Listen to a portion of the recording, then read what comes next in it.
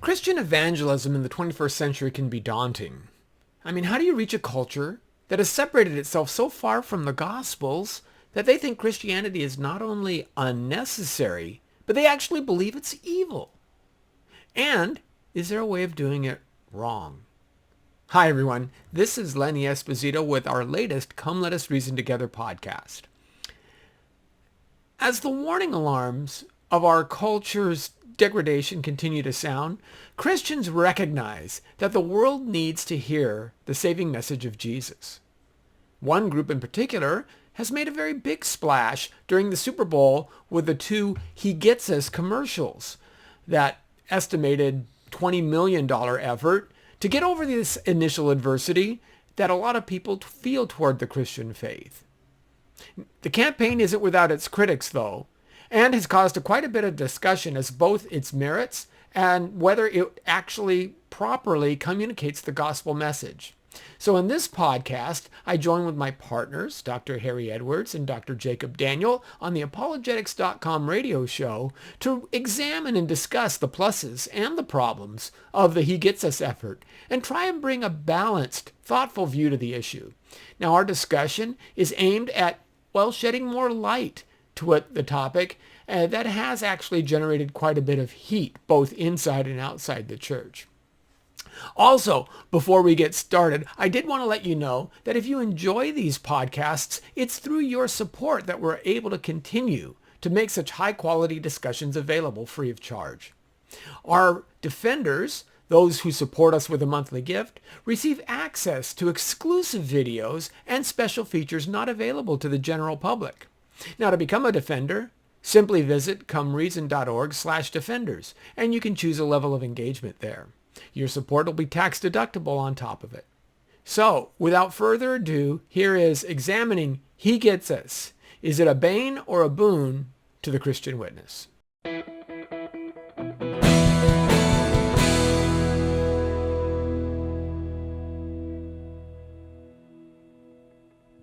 Well, welcome to the Apologetics.com radio show, where we challenge believers to think and thinkers to believe. I'm Harry Edwards, your host for the evening, and tonight we'll be talking about the Super Bowl ad that seems got everybody up in arms. Somehow there's an uproar over this Super Bowl ad. It's definitely getting attention. We can say that. It's the He Gets Us. So unless you've been living under a rock, you know that both Christians and non-Christians, conservative, liberal, they're all talking about this. And we want to chime in, too, the Apologetics.com team. We want to chime in. But I'm joined in the studio by my good buddies, Dr. Jacob Daniel and Lenny Esposito. How are you guys doing? Very well. Yeah, looking forward to this show. It's been really busy few weeks. Yes. Since the Super Bowl, like the last 10 days or something. It's been, yeah. And I know, Lenny, you've got like an upcoming big event. Tell us about the it. Dare to Defend conference is our third year that we're having it in Southern California, Corona. And we have some great speakers coming out from Reasons to Believe, Biola University. Our conference topic is Losing Our Humanity, how a culture unhitched from virtue will lose its faith. And that's kind of what we're focusing on, is how we're becoming more animalistic in our drives and in our beliefs. So we're kind of taking a page from C.S. Lewis and The Abolition of Man, that we feed our beastly appetites, and everything, revolves around things like sex and personal hedonisms. And how we can counter that as a Christian. So, you go to daretodefend.com or comereason.org and grab tickets. It'll be this Friday and Saturday. This coming Friday, okay. Yeah, with your permission, I'll also pitch there's a conference coming up by Gateway Seminary on the 16th. Yeah. And great line of speakers, including Sam Volbaum, who used to do our radio show. Yes. So if you're interested in learning about culture, about politics, about theology and anthropology and sociology and topics related to those, come and attend. It's in Ontario on the 16th. Yeah. The conference is called Foundations, Reasons We Believe. All right. The Inland Empire is representing. There you go. It's burning up with apologetics. Well, today, just FYI, is February 24th. Just to let Josh know, Josh, it's not a pre-recorded session we have today. This is live, and we want to take your calls on the He Gets Us. We want to know your opinions, good and bad. Give us a call and give us your opinion. 888-995-5552. Again, that's 888-995-KKLA. So give us a call. So before we get into it, though, I just want to remind our listeners that we are supported entirely by your generous donations. If you find our shows valuable and wish to see it continue, please support us by liking and sharing this on YouTube, Facebook, Twitter, and other social media outlets. Actually, it's not Twitter anymore. It's just X. It's just X. You can also help us with our radio costs by going to our website, which is www.apologetics.com, and click the donate button. Any amount helps, and your partnership will help us remain on the air. So, yeah, especially YouTube. I was talking to Jacob a while ago. I do have this desire to grow our YouTube channel. See, what we're doing right now is an expense YouTube potentially could pay us. So, and the good thing is that you can also see us doing the show, not just listen to us. There you go. Because, we have faces made for radio. That's it. All right, gentlemen, let's just get into our topic. It's the He Gets Us ad. It was aired during the Super Bowl a couple of weeks ago, and it was seen by at least 100 million, according to what I've read. And the creators of the ad spent $10 million each, and it was aired twice, so at least $20 million was spent on this. And this is just the Super Bowl portion. It's part of a larger campaign. There have been billboards for the past couple of years. In other local sporting events, they are using the He Gets Us campaign more locally so that, you can go to the website and things like that. And even on YouTube, they've been promoting it. Yeah. Yes, last I checked, it was close to 800,000. So maybe it'll get in the millions pretty soon by the time this is aired. So I want to be fair. Well, why don't we explain what the ad is? Okay, so you have 12 different static images. These are photographs that were taken, but they're real people who are models, input in specific situations where one person is washing the feet of another. And you have, for example, you have a younger-looking girl, washing the feet of an aging relative or older woman who seems to maybe have a drinking problem. Or you have a kind of this burly cop kind of guy washing the feet in the back alley of a black youth. And there's 12 different images like this that are shared. 8 of the 12 are white men or women, middle class, right, traditional, what Vox calls cisgendered, washing the feet of others. So there's a lady who's washing the feet of a pregnant girl outside a clinic that says family planning, where there are protesters in the background, but she's washing the feet of this girl. So these are the kinds of ads. And there's no commentary on it. It's simply a cover version of INXS's song that's playing behind it until the very end card. There's a crescendo to it. Right. Yeah. And it says, Jesus doesn't teach hate. He washed Well, the feet. last image I thought was the crescendo, the climax of it. The priest, the image, yeah, the priest washing the feet of a gay person or trans person, yeah. So then it fades to just text. Yes. So it says Jesus didn't teach hate, and then the screen changes. He washed feet. I wonder if it would be correct to say that the picture itself was the commentary. Yeah.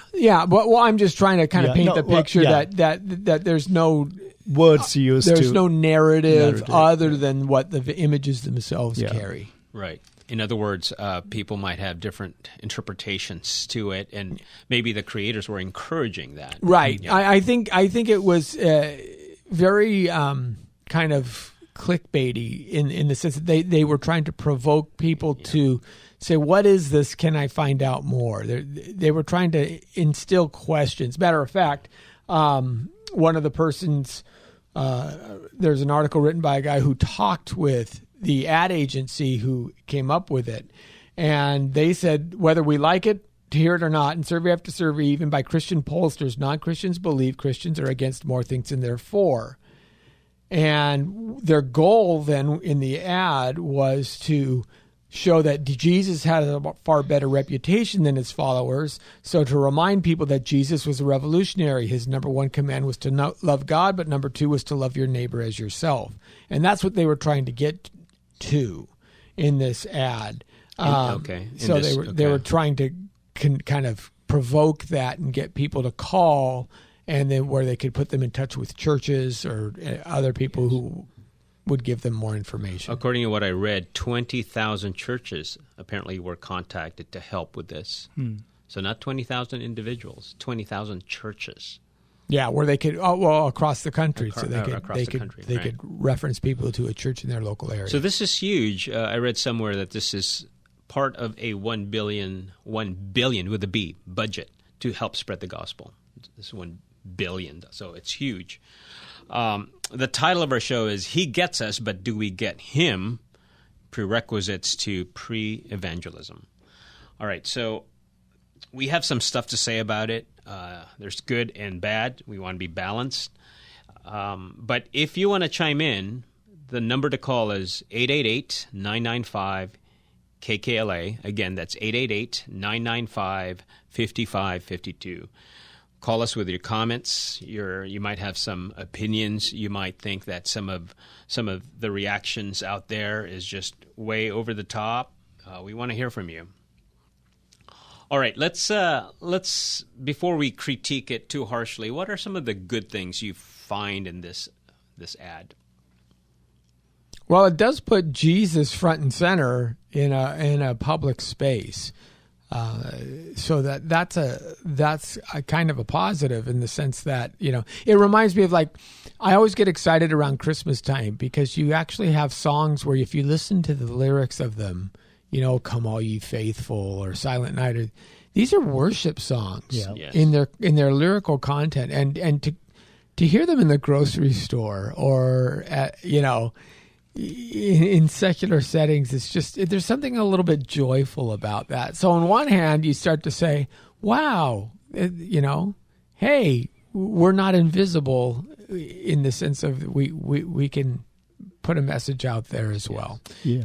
And I would just add one thing is that I think it has brought to the fore the importance of cultural apologetics which we do. Yes. Right? That's and the discussion around what pre-evangelism is. Yes. And I think that's a good thing. And I believe it's one of those time. Every year, I think around this time it happens, right? For some reason. Well, yeah, because Superbowl happens around this time. Exactly. And then you're getting ready to get into the Easter season, of course, which is you get the CEO Christians. Yes. Who and you get all those special time. It's funny. Time and Life magazines will always run those special Jesus issues, those Jesus, because they know that they sell off. Yeah. So you do get a higher profile and all of these kinds of things. So I think with regards to, what it is doing is what I love, Os Guinness says, contrast is the mother of clarity. So I'm hoping, being an optimist, that even through this, that we will have more clarity in terms of what we believe about evangelism, pre-evangelism, and even how to engage with the culture. Yeah. Are we in a place to even propose the right and true gospel in the way we want to? Yeah, that's an interesting point because, so take even the phrase pre-evangelism. A lot of people haven't ever even heard that phrase before. It was evangelism, right? It's go out and be Billy Graham or some facility of that. And this is more missional. Yeah. The way you would go if you were going off to say, the way the 19th century missionaries would travel to China, they would have to understand what culture they're stepping into. They would have to understand what some of those aspects of that culture entail and what they communicate, and they're going to have to live among those people and adopt some of those cultural arts, the milieu of that culture, in order to communicate a gospel clearly and effectively. And so they understand that you have to understand the people you're talking to before you can talk to them. Yeah. Right. With my background in intercultural studies and missiology, this is something I always talk to students about, who are interested in missions.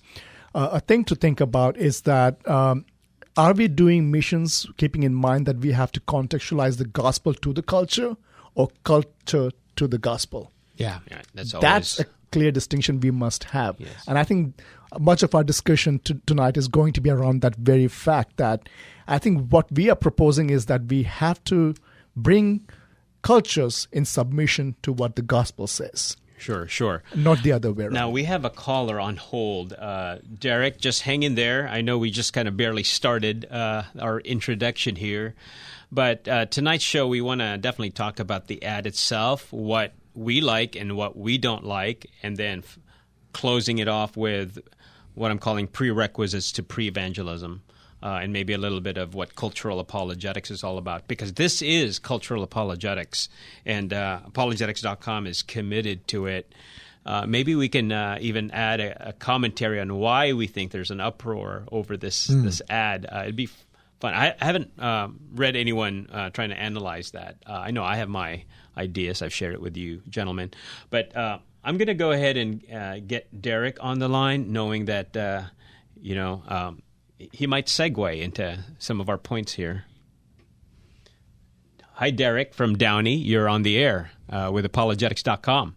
Do you have a question or comment? My comment is, well, it's like, it's not hard for me. Let me just let Joe know something really quick. I am still friends with this pastor. He stepped down from the church basically as a pastor, and it kind of hurt me. Kind of got butthurt a little bit, but he's still my friend to this day. And that's one thing that he did that he impressed me with, is he not only talked to us about washing the feet of, your disciples, he actually had one of our people up there. He was washing their feet. And would you, when you really do that, you see a man up there older than you, and he's dealing at the foot of I know he knows them, but still, we have to we gotta stop all this stuff somewhere, we gotta stop the hate, and that's what it boils down to. And I don't know, I don't agree or disagree if people want to change themselves, but we really need to check into our mental, stuff and all that. We really do. Yeah, and thanks, Derek. That's definitely helpful, and I hope you listen some more, because we want to cover some of the points you just mentioned. Gentlemen, do you have comments for Derek? Well, I would say that, and I have been involved in foot washing ceremonies as well. And two things are, first of all, it is humbling. It is humbling when you hold another person's foot in your hand. It's humbling for you. It's interesting that Derek had mentioned that his pastor had counseled him as to how we should be washing the feet of our disciples. But there's a distinction there, and that's one of the criticisms some of the folks have lodged against the ad itself, is we're not in a position of discipleship as yet. We're still in a position of outreach, initial introductions, so to speak. Pre-evangelism. Right. Pre-evangelism. So is foot washing the proper symbol for that? And then lastly, of course, for us as Christians, foot washing immediately brings to mind the upper room. It's a very, very familiar story, but it's not familiar to those who don't even know the names of the apostles, let alone what happened when they decided to have that last meal together. And it could be actually confusing to quite a few people. Yeah.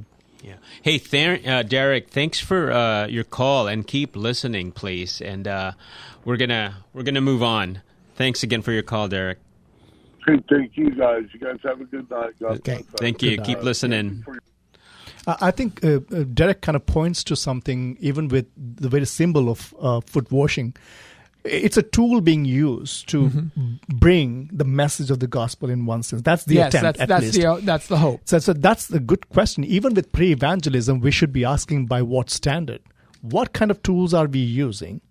Are they even applicable in the context in which we want to bring it? Right? With Paul in Acts 17, we see that he goes about looking at different altars that they have set up, right, to worship their gods. And he doesn't go and appropriates or brings the gospel to say that, we can actually replace the altar of Zeus and replace that with Jesus. No. Right. He was appealing to their ignorance about an unknown God, and he presents that who that God is. Right? In our culture, what's happening with foot washing as well is that it can be misinterpreted by people saying that, I have this altar, right, that I understand where I worship. Now, Jesus can somehow fit into that altar. Yes. And I think that's where the problem is. So we should be asking, even with regards to tools and symbols that we use in pre-evangelism, by whose standard. And there's not even a reference to what an altar is, actually. Yeah. But I just want to, I know, believe it or not, timing is running fast and moving away from us.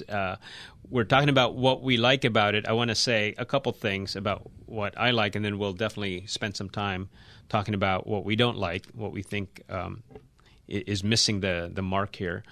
But I do like the fact that it's an attempt to bridge the gap between the seeker and what they long for, namely that's Jesus, and hopefully they're curious enough about the person of Jesus. And I know the campaign is talking about the Jesus of the Bible and is encouraging them to learn more about this historical Jesus. I like that. And this came in kind of at the last of my list because I wouldn't do this, but they put a little bit of a disclaimer saying that they acknowledge they could be mistaken about how they present this. So I think that's a sign of humility, So they're inviting conversation, a dialogue, which is good.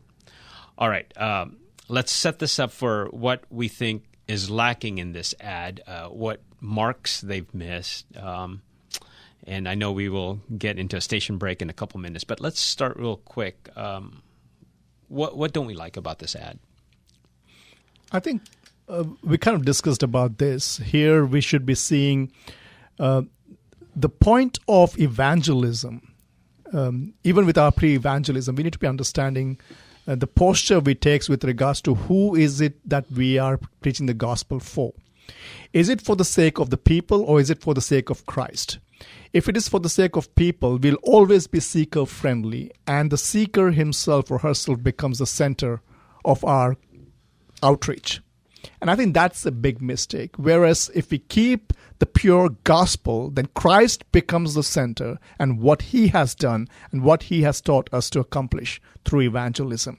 And I think with this ad, there is that confusion. There is no clarity as to where you would land, right? If someone was to watch this as completely unknown to who Jesus is, right? There can be different messages that could be gathered. Yeah. And that's a dangerous place to be at. Matter of fact, I remember when I first saw the ad, I was going, okay, who's behind this? And I'm cautious. Is this the Latter-day Saints Church? Is this the Church of Scientology? Both of which have very active media, and they both also give these same kind of amorphous type feelings about who Jesus is, and both of whom, as you go deeper into their systems, you find out that they're desperately wrong. And so I was initially watching before we got the hegetsus.com, address where you can now go look it up. say, okay, well, it's generically Christian, but there was a little bit of an unsettling, and part of that was because of the way they juxtaposed the foot washer and the foot washee. They were trading on very clear modern tropes, and those tropes weren't asking the individual. It was almost like the Christian has to humble himself because they've taken a stance on certain issues that our culture sees as divisive. And just because we've taken a stance on those issues that others feel are divisive, we have to somehow now humble ourselves to make sure that they don't misunderstand us. But misunderstanding has been part of Christianity since its inception. Jesus was misunderstood. Yeah. And that's part of the thing that bothers me in this, is because he said, a student shall not be greater than his master. If they've hated me, they will hate you. It doesn't matter. So that was part of the thing that kind of rubbed me wrong. And also, this is something they mention on their website. I'm quoting them here. Throughout our shared history, Jesus has represented the ultimate good that humankind is capable of aspiring to. And I think that there's a problem there. That statement alone, and maybe we can disagree on this, but I'm not sure. What is so bad about that one? So it seems like there's a human potentiality that can aspire to being good and being, in some sense, being acceptable by Jesus. So this point usually raised that a lot of people, they love Jesus, but they hate Christians. I tend to disagree with that. I think there are many who know Jesus, but they still hate him. And they don't want him in their life. And that's who needs the gospel, right? They are the ones who really need to know who this Jesus is and submit to and commit to him. Unless it's a built-in longing by God, and it's something that is a holy aspiration. It could be the first step. So I think on its own, I'm okay with it. But we can talk more about that. So anyways, I hear the music, and so it's time for a station break. We'll be right back after a few messages. Well, welcome back to the second half hour of the Apologetics.com radio show, where we challenge believers to think and thinkers to believe. Tonight we're talking about the Super Bowl ad, He Gets Us, and why a lot of people are just up in arms about it. There's an uproar over it, and we want to understand what that's all about. We talked about some of the good things about the ad. And mind you, we want to be charitable. This is a legitimate Christian effort. And there's no animus on the part of the makers. They really are trying to reach people. They do really believe that Christianity has been misunderstood in our culture, and they want to present Jesus as one who carries the message that you should love your neighbors as yourself. I don't know that this ad does that clearly. Yeah, I think we all agree on that one. Yeah. It's a big miss, and so it's unfortunate because they spent multi-millions, and there's another suggested one on YouTube where they go, how about this ad? This should have aired instead, that He Saves Us. Yeah. And I think clearly, to me, it's a much better ad because the message is clearer, right? At the very end, he goes, Jesus doesn't just get us. Yeah. He saves us, transforms us, cleanses us, restores, forgives, heals, delivers, redeems, loves us. And then they added that. Yeah, and they show people who have been transformed. That's right. Yeah. I mean, the whole ad isn't someone washing the foot. It's a person who's smiling, says, this was a former lesbian activist. Yes. This was a former drug addict. This former was abortionist. Right, and who's holding a baby now. Right, so it's a redeemed life. It's much clearer. Yeah. And I think, Lenny, you would remember I made this point early on. Like, even with the task of evangelism, our goal should be one of an individual who has submitted oneself fully for discipleship. Right? That should be the goal as well. And I think we have to remember that, yes, Jesus gets us. And Harry, I mentioned to you, right? He gets us either dead or alive. Yeah. There is nothing in between, right? Yeah. We have to depend on him. And that happens only through the way of cross. The message of the cross has to be preached as to how he transforms us, but not by our own strength, but submitting to him fully. I shared with you guys before the show, John chapter 2, 23 to 25. If the He Gets Us creators just probably looked at that verse, they probably would have rethunk the slogan "He Gets Us," because in John 2, chapter 2, that literally there's a phrase there, maybe not exactly "He gets us," but Jesus is actually saying to some of his followers, he's distancing himself because he knows them, he gets us, and some of them are just wicked. Right. So he's like, no thank you to you guys. Well, and this is a second point, and I think it's telling, because while you, especially a lot of Christians who run in Christian circles, have heard Christian criticisms, and some will say, well, you're being overly harsh and things like that. What do the secular left think of the ad? Yes. Now, there was an article in Vox, there was another one in MSNBC talking about these ads. And the first big question that they ask is, who exactly is this us? Right? And the authors of the article says, in 8 of the ad's 12 images, the person doing the foot washing is a put-together, cisgender-presenting white person, some middle, some working class, washing the feet of their presumed opposite, an oil driller washing the feet of a clean air protester, Gen Zer washing the feet of an aging relative. We're supposed to read this as a straightforward message of opposites uniting despite their differences, but because there's a uniformity in the depiction of those who's doing the act versus who get their feet washed, the overall impression is one of performativity rather than sincerity. And then he quotes an ex-evangelical who said, ex-pastor even, who said the ad could be easily read as a, quote, quick way to put a veneer of acceptance over Christian communities that find it difficult to live out the message of acceptance in real and tangible ways.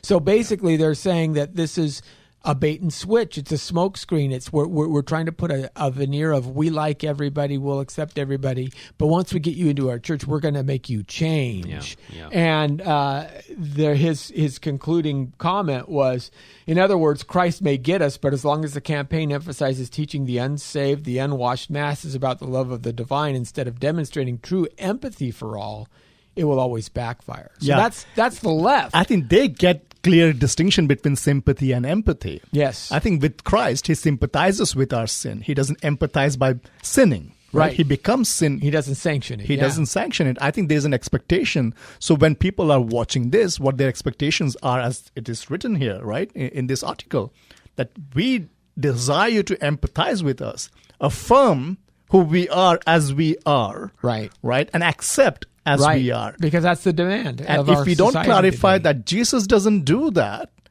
it is easily to assume that Jesus would do that. And I think this would be a preaching of a different gospel. Well, and it's exactly why the phrase of the ad is he gets us, and it puts the emphasis on us. We're still the center of the world. We're still the center in the spotlight. It's not Jesus that's the center. Actually, and Jesus does teach us to hate certain things. Sure. So it's not that he doesn't, I mean, he makes us love all things, right, without setting any boundaries.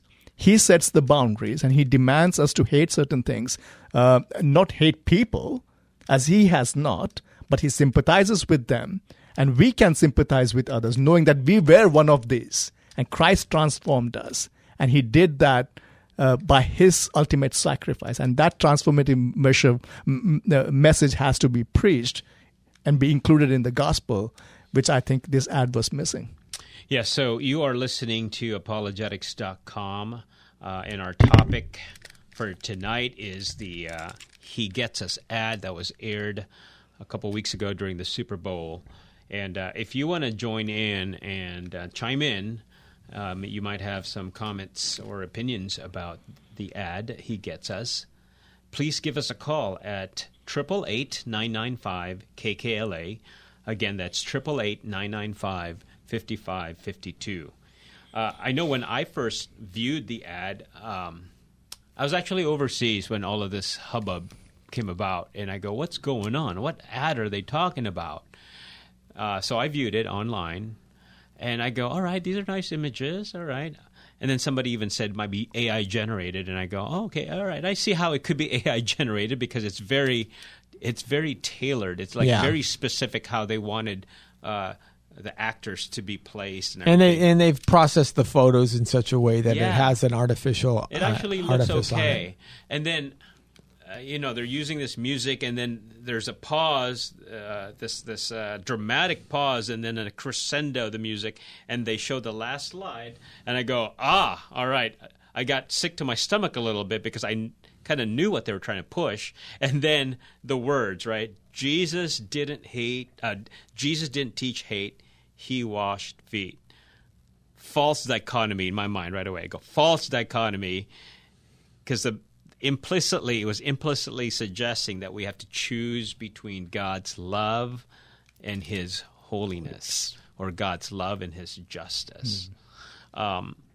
So you always have to watch out for something like that, because it's not an either or. It's not just God's love and justice. I would say it's the other way around. If you love your child, you don't capitulate to him. You don't allow them to have cake for breakfast, right? The do unto others or love your neighbor as yourself would mean put their best interests at heart, even if those best interests go against what they want to do. Right. That's true love. And any parent will tell you that's the hardest thing.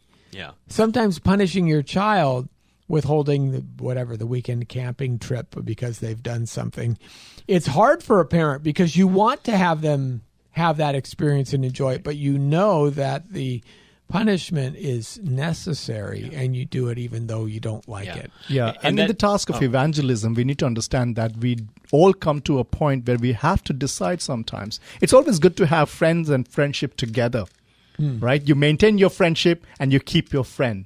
Great. But there comes a time in evangelism, especially when you're offering the truth, that you have to choose between your friendship and your friend. And I hope you choose your friend, because there are eternal consequences to their decisions when it comes to Christ. Sure. As Coco would say, right, is it vanilla ice cream or antibiotics or whatever, right? I mean, we'd rather have vanilla ice cream, but what we really need is the penicillin, right? Not fun sometimes.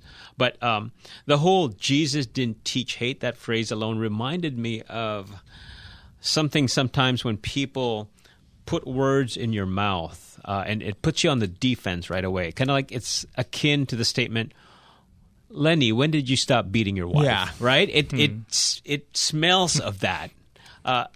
Of course, Jesus didn't teach hate. Where do we find that? But why do you even say that? Why couch it in those terms? Yeah, exactly. Jesus did do a lot of things. Like Jesus didn't teach us how to crochet. I mean, but Jesus did say to the Syrian woman, he did say when she asked for, Lord, help me, he goes, well, it's not good for the children to give their bread to the dogs, right? Some people would take that as a hateful statement. That's right. Yeah. How insensitive, Jesus. Yeah. My goodness. But she properly understood what he was trying to do, and she said, yeah, but even the crumbs. Right. Yeah. And Jesus does that time and again with rich young ruler, right? Yeah. He reminds him that he really knows him. And the rich young ruler doesn't like it. He can't go and sell everything and follow Jesus. The same kind of calling he had that other disciples had. Come and follow me. So we have another caller on the line, Chad. Chad has been patiently waiting. Chad, I'm going to bring you in. Chad, welcome to the Apologetics.com radio show. You're on the air. Do you have a question or comment for us? Yes, this is Ted, T-E-D, City of the Angels. Yes, the comment is, obviously we're washed by the blood of Jesus, not by washing each other's feet. And did Jesus call us to go out into the world and wash everybody's feet? And was he actually showing us that we are to love our brothers and sisters and make that attempt so that they can clean their own lives and not to theoretically go around washing everybody's feet? And yes, he didn't teach hate, but he said, I have this against you. I hate what you're doing. Mm-hmm. And we don't hate as Christians. we hate the actions. And I have mixed emotions about the ad, obviously. So do we. Yeah. Yep. Yeah, so do we, Chad. I'm agreeing with you. Yep. Mm-hmm. Well, there's a couple of things here, and you bring out a good point. If you were to exegete the washing of the feet, a couple of things are interesting. First of all, it happens before Jesus' sacrifice. It happens, right, on Holy Thursday, Last Supper, as they're preparing to depart. It happens in the broader context of Jesus talking about the greatest of you will be the least among you. So that teaching is replete throughout the Gospels, that leadership within the church should be steward leadership. It should be servant leadership. It shouldn't be trying to grab the highest rank in the highest order. You should sit at the lowest end of the table, right? He has these teachings over and over again. But that's all within the context of within the church, not necessarily going outside to the masses who have yet to become disciples. Mm-hmm. So it's a very stark contrast. Secondly, feet have always been how you proceed in life. You wash the feet so that they're clean, so that you don't count maybe past steps against a person, but the idea is to keep traveling forward in a clean environment, to keep your path clean. And that's where this ad, I think, really goes astray, because it doesn't seem to get that message at all. Yeah. Amen. Yeah. Thanks, Chad, for calling and for your support through your listenership. All right. You have a good night. So that was great. If you want to join our conversation and you're still awake, the number to dial is 888-995-5552. Again, 888-995-KKLA. You might have a comment or two, an opinion about the ad that has garnered so much attention, both the left and the right, both conservative and liberal, both Christian, non-Christian.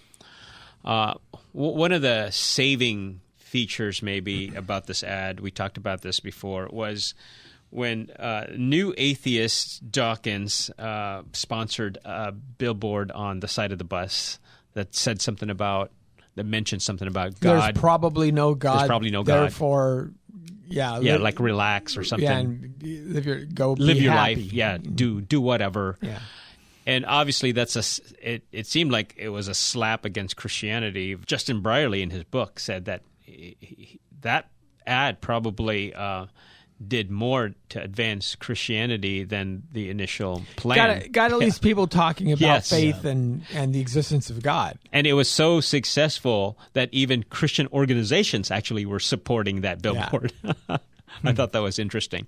So my hope and desire and prayer is that he gets this ad actually does a 180 degrees and somehow, and we know God can use anything for His glory. So at least people are talking about this now. You know, when it comes to this is where I might slightly. I know God can redeem all things, but there's a way that God has appointed.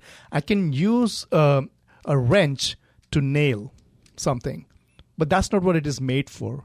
Hammer is made to do that. And I think there's a pattern set with regards to gospel and what the gospel means. And I think there is reverence in presenting that gospel in a certain manner. God can use anything for sure, but I think we need to honor Him with what He has instituted. So we are all for pre-evangelism. I think, right? We appreciate that we need it, but we have to do it in a manner that honors the Lord.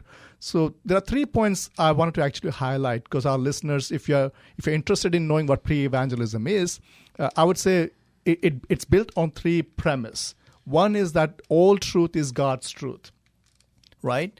That needs to be redeemed unto God. Even if those who don't believe have access to those truth in some manner, we need to actually redeem it for the glory of God. Second is that all domain is God's domain. Be it media, be it business, be it whatever it might be.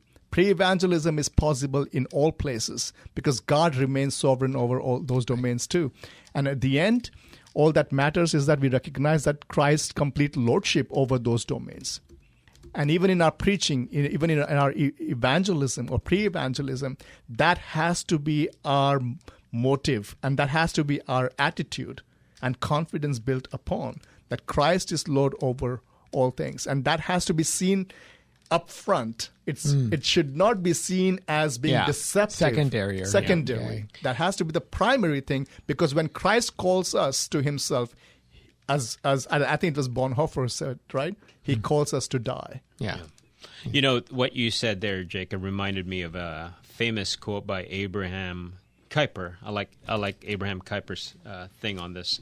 He says, "There is not a square inch in the whole domain of our human existence over which Christ, who is sovereign over all, does not cry, mine." Yeah. I love that quote. And you brought up a prior point about history, and this is one of the things where I think that the crafters of the ad are just simply ignorant about Christian history, because there's a assumption that this is somehow new territory for us, and it absolutely isn't. We've been in this before. We've got the writings of the church. Remember what they said is there's this widespread feeling out there that Christians are all about hate. Where Tertullian wrote about this when the Roman Empire was persecuting Christians. And it's interesting. He says, what is there more unfair than to hate a thing of which you know nothing, even though it deserves to be hated? Hatred is only merited when it is known to be merited, but without knowledge, whence is it justice to be vindicated, right? I think it was Chesterton that said, it's not that Christianity has been tried and found wanting, it's that Christianity has been hated and left untried, dismissed and left untried, and that's what we're seeing here. And imagine going back to the 2nd and 3rd centuries, where the Romans were castigating the Christians because all you have to do is worship the emperor. All you have to do is take on the cultural milieu that we want you to take on. Just accept this. You can worship your God as well. Yeah. But just accept this one thing about me, about our society. Just acquiesce here. And it was at that point the Christians said, no, we cannot. And they stood indifferent, yet they still grew because of their stance against the evils of the day. And they went about preaching another king. Yeah. For which they were beheaded, right? It's the complete lordship of Christ again over all things. Yeah. The other thing I don't like about the ad is the Latin phrase non sequitur, right? Yeah. Meaning it just does not follow. So whatever images and words they were showing, nothing of what they said follows. I know they're trying to say, all right, you Christians, be more humble, be more loving, but a lot of it is confusing. Like, for instance, what exactly does Jesus get about us? You know, or are sinners needing saving? That's not even mentioned. You know, sin or sinners not mentioned. Not clear. Instead, it might actually condone our sinful lifestyle. And by the way, what does washing feet have to do with our modern sensibilities? Right. That, again, that's a complete miss. No, people won't understand it. There was a long time where Christians were warned, stop using Christianese. Stop trying to witness to your friend. I'm washed by the blood of the Lamb. I'm soaked in His Word. I'm, born again. All that stuff where people have no idea what you're talking about. Now we just add foot washing to it. Yeah. And you were saying, I know in one show you did, Jacob, what does foot washing have to do with like other cultures? They might not understand that. Now, maybe in the first century in Palestine they would, but nowadays, what's that all about? And maybe some people in India, it is still practiced around election times. When politicians, they would come, upper caste, right? They would let their feet being washed by lower caste, or they would do the other way in rare cases. Okay, we have another caller, and this might be our last one. Gregory from Wilmington. We're going to bring you in. Hello, Gregory. You are on the air with apologetics.com. Do you have a question or comment for us? Yeah, well, question or comment in the sense of your washing of the feet. You know, how many times did Jesus explain washing of the feet? I think, you have one that kind of ends like those that forgive little, love little. Then you got the idea of Jesus saying, well, you don't understand what's happening to you kind of to Peter until later. So, if you look at washing of the feet, when you're entering a home,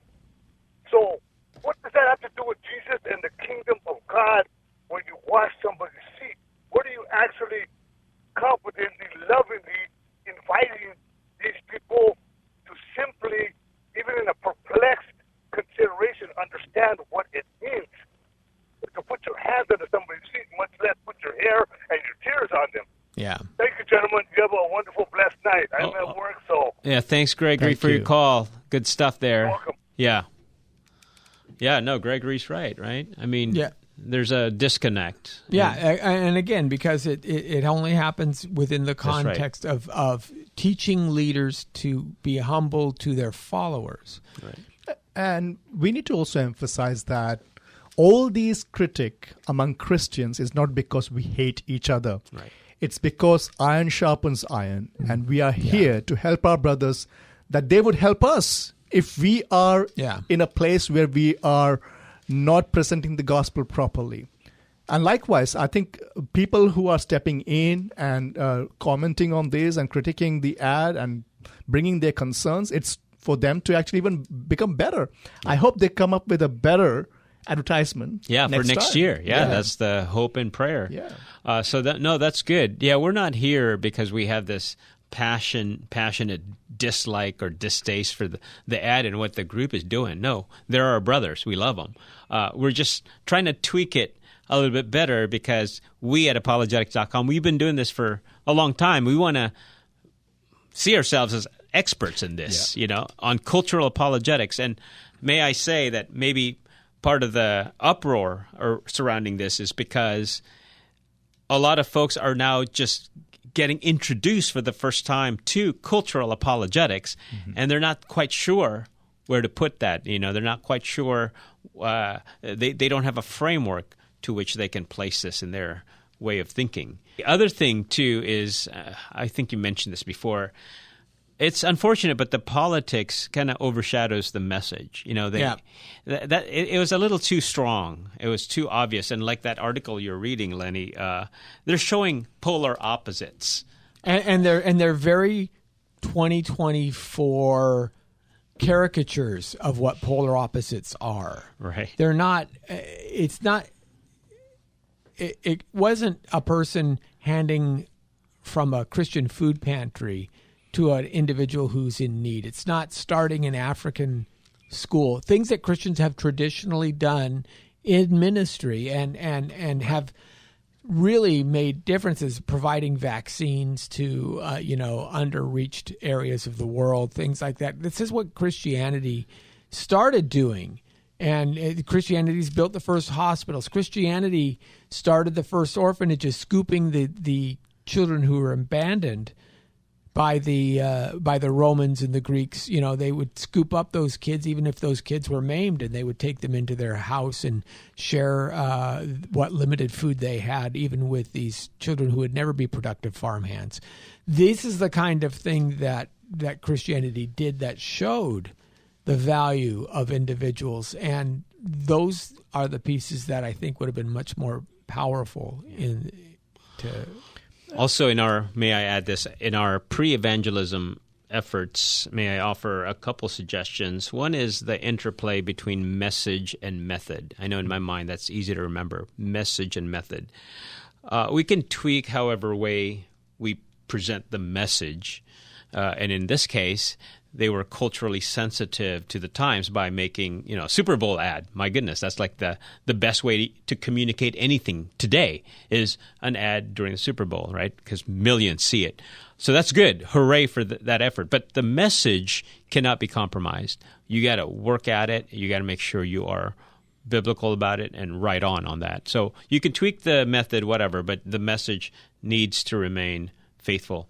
The other thing I was going to say, just make good connections between need and resource. What I mean by that is we have longings, we have needs. We know that we're not perfect creatures. And so because we are contingent, we have needs and we long for those resources, I'm sure. That's what I'm trying to say. We long for these resources, and we find that in the gospel. We find that in the person of Jesus. And Jesus is our supreme example, where he presents himself to the hungry as the bread of life, to the thirsty, I am the living water, right? There's that bridge. So how can we do that to the seeker? How can we be like that to the seeker? Yeah. And he says, if you do not eat my bread and drink my blood, you shall have no part in me. Exactly. It's very divisive at that point. Okay, I hear the music loud and clear. So you've been listening to apologetics.com radio, where we challenge believers to think and thinkers to believe. Our hope is that you've learned some aspect about the Christian worldview that strengthens your faith and make you want to learn more. So special thanks to my panel this evening, Jacob and Lenny, and to our behind-the-scenes sound engineer back there. Special thank you to you, our listeners. Until next time, good night.